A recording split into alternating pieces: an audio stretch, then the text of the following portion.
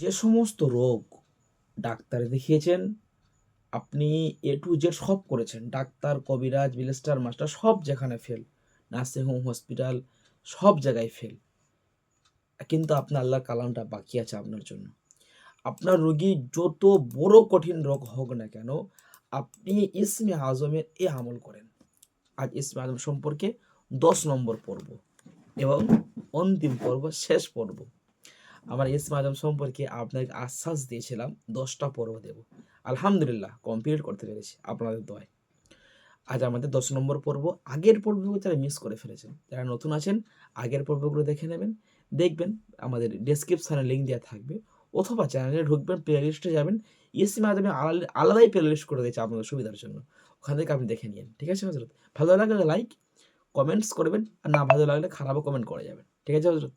আচ্ছা, আপনি আমলটা কি করবেন? আপনি একটু আকাশের পানি নেবেন। আকাশের পানি, আকাশের বিশুদ্ধ পানি হয়, আকাশের পানি নেবেন, অথবা জমজমের পানি নেবেন। তাও পাননি, কলের পানি নেন। উত্তম হলো আকাশের পানি এবং জমজমের পানি। তো আপনি পানি নিয়ে আপনি ইস্তেগফার পড়েন 11 বার, দরুদ শরীফ পড়েন 11 বার, ইসমে আজম পড়েন 101 বার। আমলটা কখন করবেন? ফজরের পরে কিন্তু করতে হবে। আমলটা আপনি করেন, যে ব্যক্তি যা সমস্যা আছে, সবাইকে একই আমল দেন না আপনি, সমস্যা না। শুধু নিয়ত করেন, আল্লাহ এই ইসমে আজমের বরকতে, আপনার নবী বলেছে হাদিসে, যে ব্যক্তি যা চায় আল্লাহ তার আশা পূরণ করে, আমি সেই ওসিলায় আমি ব্যক্তিকে এই আমলটা দিলাম। আল্লাহ ভালো রাখার দায়িত্বটা কিন্তু আপনার।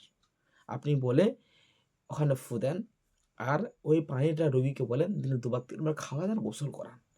ইনশাআল্লাহ বেশ কিছুদিন আমলটা করেন, 1 মাস 2 মাস 3 মাস, রোগ যত কঠিন হোক, শারীরিক রোগ হয়ে গিয়েছে, কলিজা পচে গিয়েছে, ক্যান্সার হয়ে গিয়েছে, বিভিন্ন রকম রোগ হয়ে গেছে, রোগ যাই হোক, ইনশাআল্লাহ এই ইসমে আজমের বরকতে আল্লাহ আপনাকে ভালো করে দেবে ইনশাআল্লাহ। এই ছোট্ট আমলটা আপনারা করেন, এবং আমাদের চ্যানেলটি ভালো লাগলে সাবস্ক্রাইব করেন, এবং আমাদের চ্যানেলে যদি আপনি নতুন হয়ে থাকেন তাও সাবস্ক্রাইব করেন। আর আমাদের কাছে যদি মনে করেন দক্ষ একটা মুদাব্বির হবো, জিন যেতে বিচ্ছেদ, বশীকরণ, রোজা, বন্দিশ, এগুলো শিখবো, মানুষকে উপকার করব, এবং নিজের আর্থিক বিষয়টাকে ঠিক করব, আর আপনি এখনই দেরি না করে স্ক্রিনে দেওয়া নাম্বারে আপনি হোয়াটসঅ্যাপে যোগাযোগ করেন, কী কী শেখানো হয় জেনে নিন। ভালো লাগলে ভর্তি হন, না ভালো লাগলে নাই ভর্তি হন। আসসালামু আলাইকুম রহমতুল্লাহি ওয়া বারাকাতুহু।